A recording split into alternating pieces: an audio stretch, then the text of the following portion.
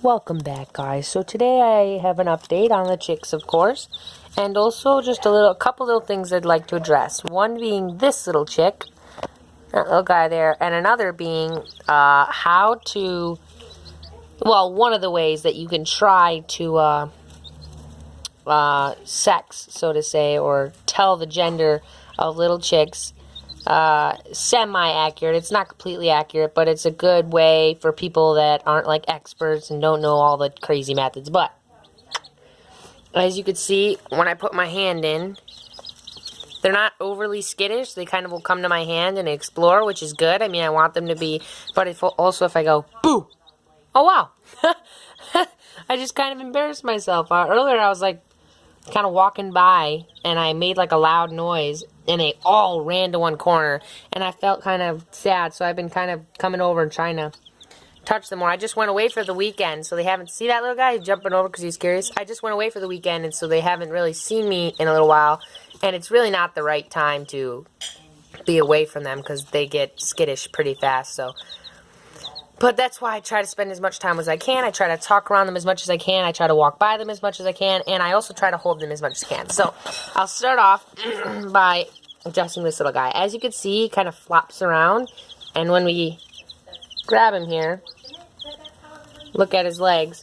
So this is just like vet wrap or vet tape, which is what I just put it around his legs to hold him together so that he could try and walk normally. Because before, when they were off, oh, I hate the lighting. I absolutely hate the lighting. Wow, that one just tried to jump out or something. I don't know, but sheesh, the lighting is terrible. I absolutely hate this lighting. Well, anyway, oof. If we go up here, as you can see, I have the tape around it because when he came out of his shell for the first little while, he could not walk at all. And as you could see just there, he's still not really good at it, but he or she can walk well enough that she'll be able to survive and eat and drink and like hobble around the coop. I doubt once she or he becomes an adult that he or she will do very much roaming around. I mean, most chickens by instinct will scratch with their feet. I just wanted to see if maybe you could see one of them do it. It's where they just, look down in the gravel or dirt or whatever they're in, and they just dig a little, looking for bugs and, grass and seeds, things to eat. And, watch, that one over there might do it. See how he's kind of poking around. But this one, because he has one injured leg, he can't do that. And, since he can't do that, well, in the wild, if he were a wild chicken, then he definitely would not survive because, well, first of all, his leg would have grown deformed.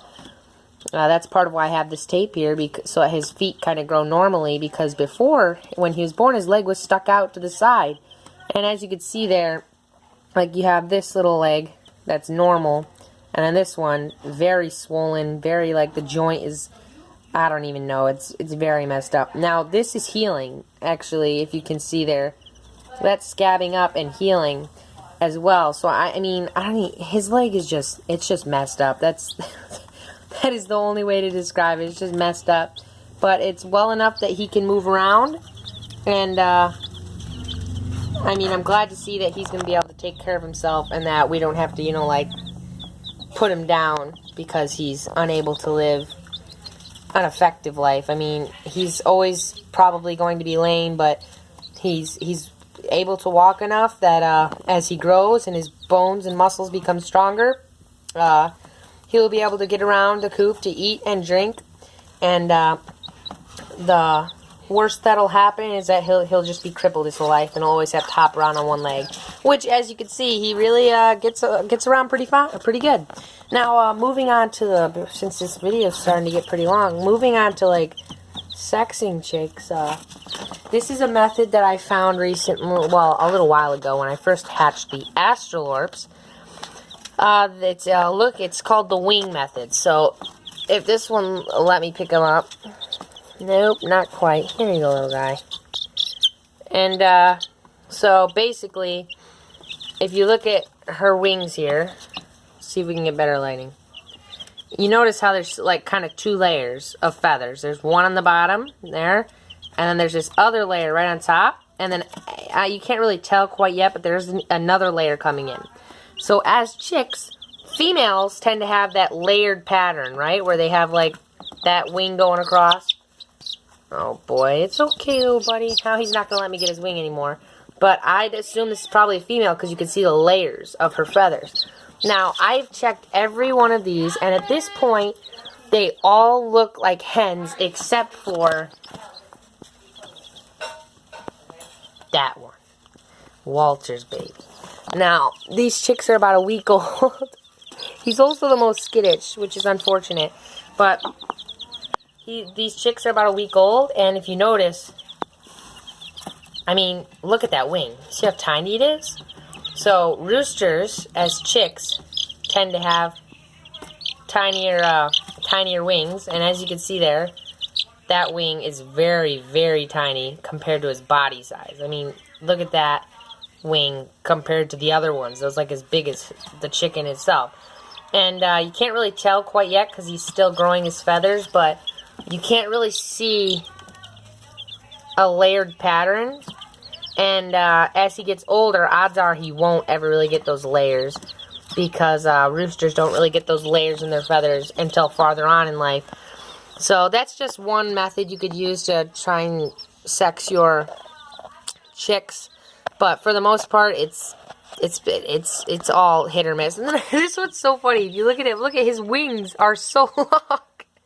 They're like longer than his body. It's kind of funny. I wonder if it's just because he's just really that tiny, but aw, you poor little guy. But as you can see, what I'm assuming will happen with this one is he'll just, his leg muscle in his right leg, nope, left leg, will just, because it uses so much effort, that it will just get stronger, and it'll be basically the strength of 2 legs for him so that he can have the energy to move, well, the strength to move around all day like that. I'm assuming this little chick, even as it gets older, will just do a lot of sleeping and eating and drinking, which is perfectly fine. As long as it's like not, I mean, it's not in pain. I know it's not in pain. He just is a little injured, that's all. So, yep. If you ever want to try and I actually am pretty sure that one's a hen, so she's probably just going to lay eggs on the ground her whole life. Unless she figures out how to fly and can, like, you know, flutter around and not have to use her legs so much.